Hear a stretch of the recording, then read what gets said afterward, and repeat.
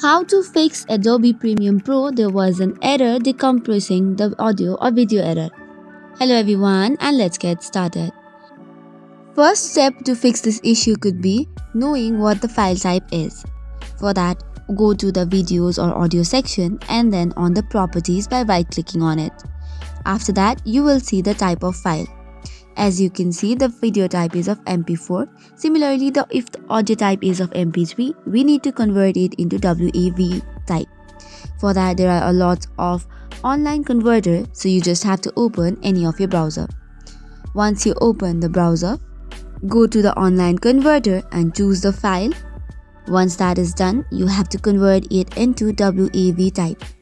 After that, if you download the video and try to access it via the Adobe Premiere Pro, you should be able to do it easily.